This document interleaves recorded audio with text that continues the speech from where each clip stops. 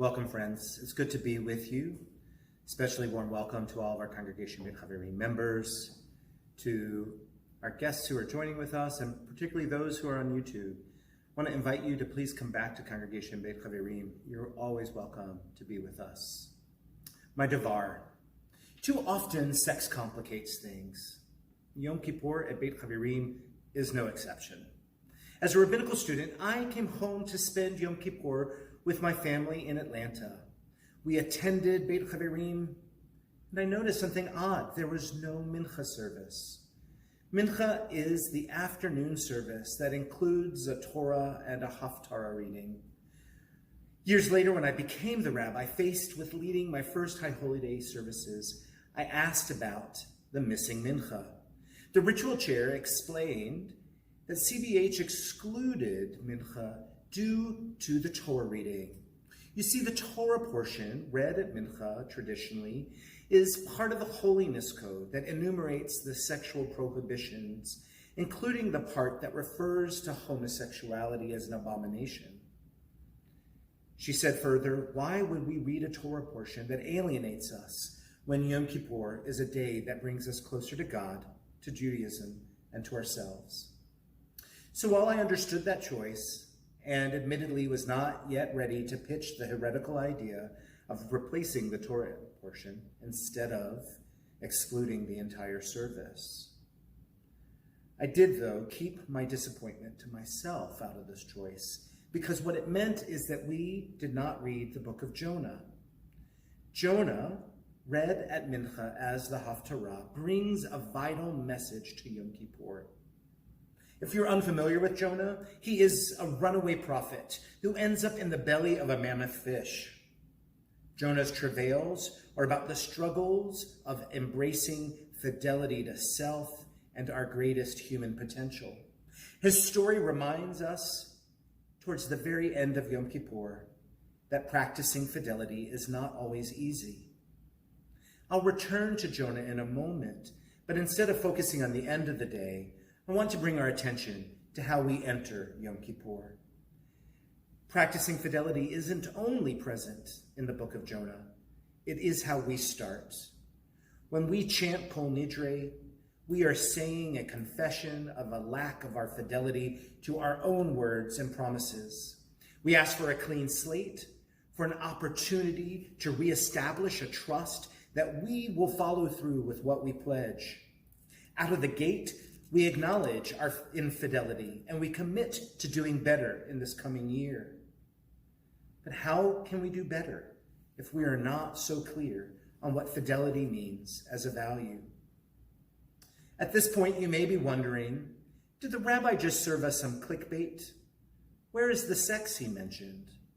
It's true, this sermon is more about the spiritual value of fidelity than anything else. But yet here too, sex complicates things. Fidelity and infidelity too often are reduced to being about sex. Misguidedly, we equate fidelity to monogamy in marriage instead of the spiritual practice of adhering to one's greatest truths and honoring the commitments that emerge from them.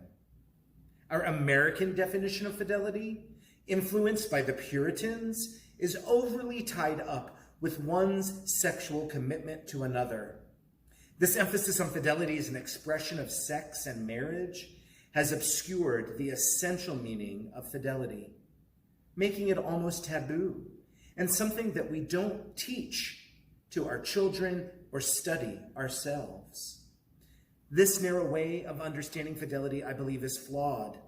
It's like taking a shortcut that doesn't even deliver you to the destination.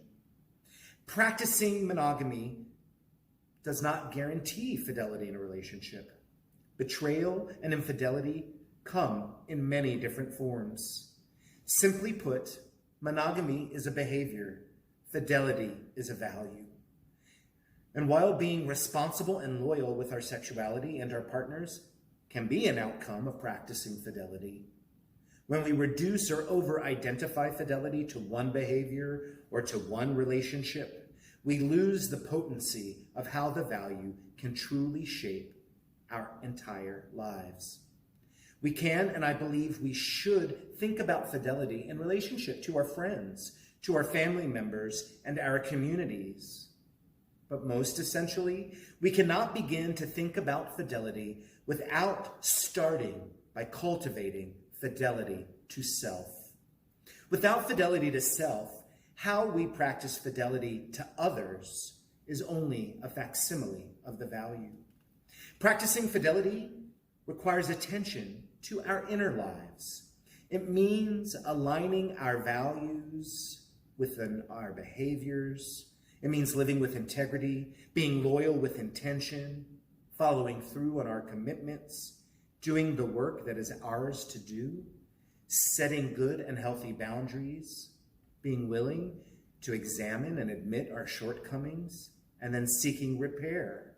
Fidelity requires that we do all of this kind of work without the drama of shame or the precariousness of fragility, so that we can lean into authenticity and love.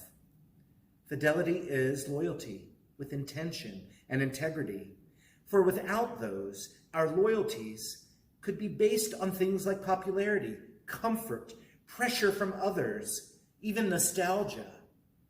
Fidelity requires a loyalty that emerges from our authentic self. Shakespeare said, "To thine own self be true." Practicing fidelity to self is a commitment to refrain from the ways that we betray ourselves. It is letting go of the notion that the change we seek is because there is something fundamentally flawed within us. Rather, the changes we adopt are to remove the obstacles in the way of our natural, authentic expression and power. Doing this is often our pathway to a deeper sense of purpose and meaning. Concisely, fidelity to self is the spiritual practice of being true to our essence. And for some of us, the possibility of discerning God's will. And frankly, most of us could use some work on fidelity to our own selves. It's a spiritual practice that I return to because of the many ways we humans repeatedly betray ourselves and our beliefs. Honestly, how many times do I berate myself for the misspoken word or for the inadvertent mistake? How much time have I wasted preoccupied about other people's perceptions of me? On the other hand, I'm also guilty of avoiding taking responsibility at times or denying my harmful deeds. These are the daily kinds of ways we all betray ourselves.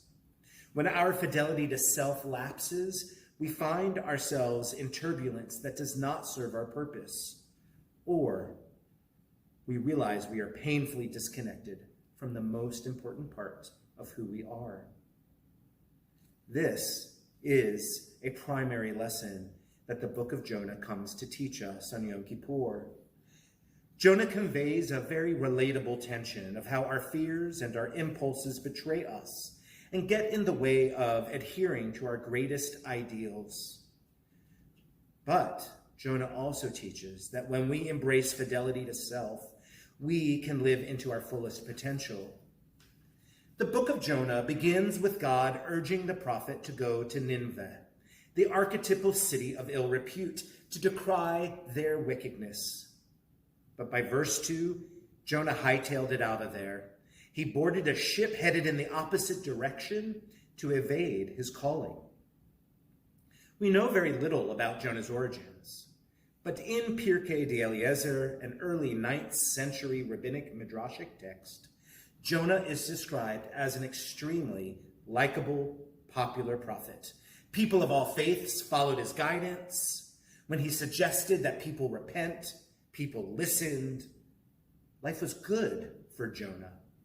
So why, when he was so gifted, did he run? According to the legend, Jonah fled out of fear of losing his good standing and his followers. The task of talking to the people of Nineveh seemed daunting. Jonah was so attached to what others thought of him that he betrayed what he knew he must do to avoid the discomfort of failing or falling from favor. He trades his truth for status. And there's an irony here that Jonah, known for warning people of their infidelity to what is right, has not internalized his own messages. This too is also relatable. How many of us bow to our desire to be well-liked, our sense of comfort, and our own fragility, rather than do what we believe is right? Instead, we make justifications for our avoidance, or even worse, like Jonah, we point out in others what we do ourselves. Practicing fidelity to self can often feel like it comes at a high price. But what Jonah teaches us is that by avoiding fidelity, by slipping out of integrity, that comes at an even greater cost. Jonah's defiance instigated God to send a tumultuous storm. The ship's crew gathered the passengers to determine the cause, but they could not find Jonah. When the captain discovered Jonah fast asleep at the bottom of the ship, he was dismayed. How could you be sleeping so soundly? Up, Jonah, call upon your God. Perhaps we will be spared, said the captain. How often does our own disconnection from the consequences of our behavior wreak havoc for ourselves and for those around us? Jonah had the agency to temper the storm, and so often, so do we. Yet Jonah is too distanced, too distracted from his own power to understand this. And instead, he denies his own giftedness. We do this too. We become disconnected, living in a world that entices us to measure ourselves to others, to acquiesce, to conform. What Jonah feared would happen actually already did. It occurred. He was not particularly popular, I imagine, with those affected by the storm. When we too sever the connection to our true self, we can also find ourselves asleep metaphorically, lacking confidence in our abilities and agencies, denying our true callings, and tempted by the allure of things that do not truly matter, like status. We might ask on this Yom Kippur, what are the storms that we are avoiding, the disarray in our own lives, the issues that are calling to us, asking for our response, whether that be systemic racism, climate collapse? There are so many ways that we tune out to the calls within us.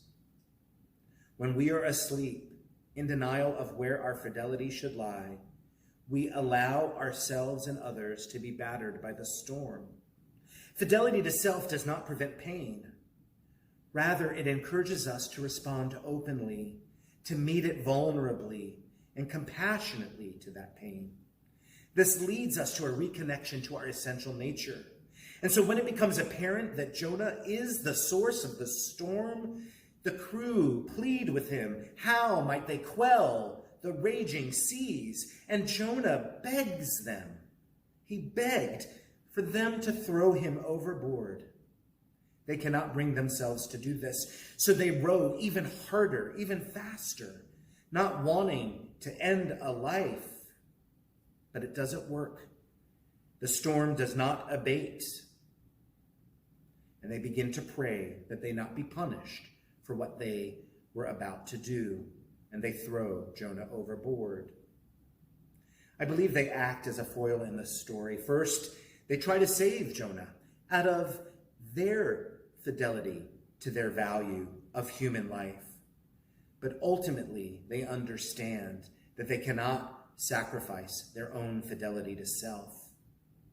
They cannot cross their own boundaries, further risking their own lives for someone who will not do it for himself. And so overboard, Jonah is swallowed by an enormous fish. And there he sits in the belly, and he faced an existential crisis, reckoning with his true nature and his life's purpose. He cried out in prayer, recounting, how can I have sunk this far? How fragile is my very life? And ultimately he realizes, those who cling to their empty folly forsake their own welfare. Who listening cannot empathize with that elegant prophecy? Having admitted this betrayal of his sacred self by valuing the wrong things, Jonah finds his way to a sincere prayer. He uttered with enthusiastic gratitude, "I will dedicate myself to you. What I have vowed, I will enact." And with this declaration of fidelity, the fish returned him to dry land. And Jonah returned to Nineveh with vigor. And despite the immensity of the city, he traveled from one side to the other, warning the people of their demise imminently. Jonah was so persuasive, though, and his words so effective that the people began to fast almost immediately, including the king, who repented fully and enjoined everybody in the land to do the same. God, touched by their remorse, reversed the decree of their destruction. And it's amazing that Jonah, so disconnected, accomplishes so much. He did this by practicing fidelity to self. But yet, human Jonah, so reliably predictable in the ways that we are, falls into an old pattern. Instead of celebrating the lives saved or recognizing his role, he became angry, and he feared that the people would see him as a fraud, concerned about what others thought about him. Jonah's self-sabotage led him to rage and grieve to God rather than accept an incredibly inspiring prophet who saved the people of an entire city. Like the drama queen that we all have within us, when we get wrapped up in the stories we tell to diminish ourselves, Jonah cried out to God, "Take my soul. I want to cease living." And so the story ends with God teaching Jonah the lesson that once we've established our fidelity to self and that it is restored, we have the responsibility to practice fidelity to others. Angry and miserable in the unyielding sun, God creates a shade plant for Jonah to give him some respite. And when Jonah finds comfort under the shade, God then sends a worm to devour the plant, causing Jonah to once again cry out in misery. God uses this as an opening and said plainly, "Jonah, you grieved this plant, but you did not grow it. Yes, you are disappointed that your prophecy of Nineveh's destruction did not come to pass.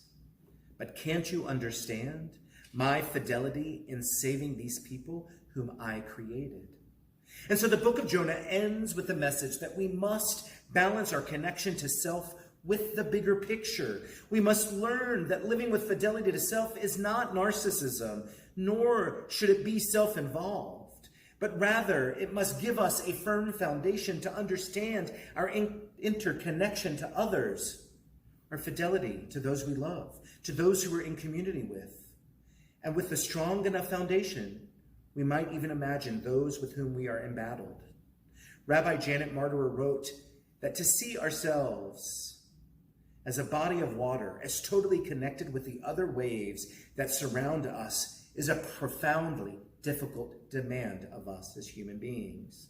How comfortable it can be in our individualistic society to distance ourselves from others, to don our blinders, and to decide that the destiny of the other is irrelevant to our own.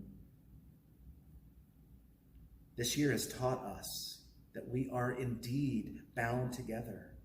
And so we can only meet this demand honestly from a strong place of fidelity of self. In the Zohar, our foundational Jewish mystical text, it teaches that the word Jonah is another name for the soul. Thus, Jonah's journey is our soul's journey, a journey of revealing our true nature, of coming to understand the power of who we were created to be so that we remain connected to who we are when we understand our interconnectedness to one another. Ultimately, this oneness is where our loyalty and faithfulness lie. When we betray ourselves and our essence, we disrupt the entire web. It is why Yom Kippur is a ritual that is both so intimately personal and vastly communal. Without fidelity to self, we suffer mightily. Our soul's journey is to approach our lives with integrity so that we have some spaciousness to become our fullest self. Doing this, we encourage others to do the same. We drop the need for comparison and for conformity. Cassandra Goodman, the author of Self-Fidelity, outlines these steps for us. She encourages us to remember that we are not our thoughts, that we must release the things that obstruct our vision, and that we must engage in life-affirming behavior. And I would add that we must attune ourselves to that still, small voice within us. When we do this, she suggests, we might imagine a future where our enoughness was off the table, where we did not invest so much time proving ourselves to others, where we could rely on the knowledge of our inherent worthiness and goodness, and where we experience more aliveness and uplift in our day-to-day lives. This past year has been a time of fragmentation. Our trust in ourselves, our neighbors, our communities, this congregation, our country, has felt frayed as we wrestle with how we might navigate during this pandemic. We also express the grief, the frustration, the lack of clarity that we've endured under so much political disruption, even anger. Living through such a time of disconnection and suffering, wouldn't a reconnection to our true nature and extending some fidelity to ourselves and to the people and the communities we hold dear be a welcome way to navigate this coming year? As Jonah taught, those who cling to their empty folly forsake their own welfare. And so the opposite must be true. Those who cling to their true essence will find their purpose. There is so much potential for what lies ahead for us here at Bet Haverim and for all of us in this coming year, especially if we begin by practicing fidelity to self. Good Yom Tov.